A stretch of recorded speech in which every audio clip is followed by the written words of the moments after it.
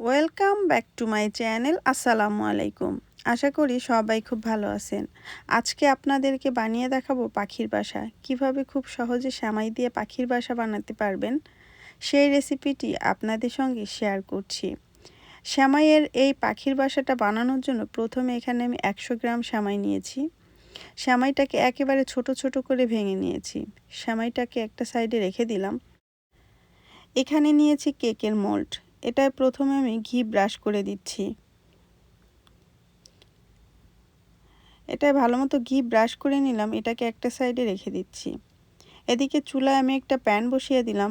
প্যানের ভিতরে 150 গ্রাম বাটার দিয়ে দিচ্ছি। এই বাটারের ভিতরে আমি যে আগে থেকে সেমাইটা ভেঙে রেখেছিলাম, এই সেমাইগুলো এই বাটারের ভিতরে দিয়ে দিচ্ছি। একেবারে লো আঁচে সেমাইটাকে 7 থেকে 8 মিনিট ভেজে নিব। চুলা বাড়িয়ে সেমাইটা ভাজা যাবে না, তাহলে সেমাইটা পুড়ে যাবে। সেমাইটা ভালো মতো ভাজা হয়ে গিয়েছে। সেমাইয়ের সুন্দর পোড়া পোড়া একটা কালার চলে এসেছে। এখন আমি এই সেমাইয়ের ভিতরে দিয়ে দিচ্ছি 1 কাপ পরিমাণে চিনি। দিয়ে দিচ্ছি 2 টেবিল চামচ পরিমাণে পানি। এখন অনবরত নেড়েচেড়ে সেমাইটাকে রান্না করতে হবে। নাড়া বন্ধ করা যাবে না, তাহলে চিনিটা পুড়ে যাবে। পানিটা শুকানো পর্যন্ত সেমাইটাকে নাড়াচাড়া করে নিতে হবে। চুলাটাকে বাড়িয়ে করা যাবে না, তাহলে সেমাইটা পুড়ে যাবে। সেমাইয়ের ভিতর থেকে পানিটা শুকিয়ে আঠালো একটা ভাব চলে এসেছে। পাখির বাসা বানানোর জন্য সেমাইটা সম্পূর্ণ রেডি। এই অবস্থায় সেমাইটাকে আমি চুলা থেকে নামিয়ে নিচ্ছি। সঙ্গে সঙ্গে এটাকে আমি মোল্ডের ভিতরে দিয়ে দিচ্ছি, তা না হলে এটা শক্ত হয়ে যাবে।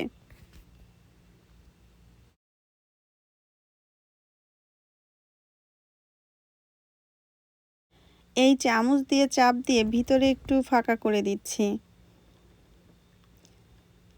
কাজটা আমি কিভাবে করেছি দেখেই বুঝতে পারছেন। এখানে নিয়েছি হোয়াইট চকলেট।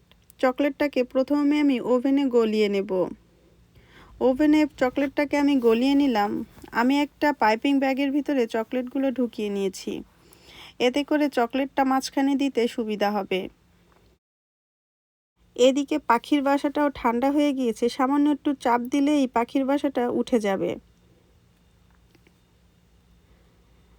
সবগুলোকে আমি তুলে নিলাম। এর ভিতরে আমি চকলেট দিয়ে দিচ্ছি। আমার ভিডিওটা আপনাদের কাছে কেমন লেগেছে আমাকে কমেন্টস করে জানাতে ভুলবেন না। আমার ভিডিওটা দেখার জন্য আপনাদেরকে অসংখ্য ধন্যবাদ। যারা এখন পর্যন্ত আমার চ্যানেলটি সাবস্ক্রাইব করেন, অবশ্যই সাবস্ক্রাইব করে দিবেন। আপনাদের জন্য আরও নতুন নতুন রেসিপি নিয়ে হাজির হব। উপর থেকে আমি একটু পেস্তা বাদাম দিয়ে দিলাম দেখার সৌন্দর্যের জন্য, খেতেও ভালো লাগবে। চকলেট দেওয়ার পরে আধা ঘন্টা এটাকে আমি রেখে দিয়েছিলাম। চকলেটটা শক্ত হয়ে গিয়েছে। আমি একটা পাখির বাসা আপনাদেরকে খেয়ে দেখাচ্ছি। যারা মিষ্টি খেতে ভালোবাসেন, আশা করি এই রেসিপিটা তাদের কাছে অনেক বেশি ভালো লাগবে। আমার ভিডিওটা দেখার জন্য আপনাদেরকে অসংখ্য ধন্যবাদ। আজকে এই পর্যন্ত। আল্লাহ হাফেজ।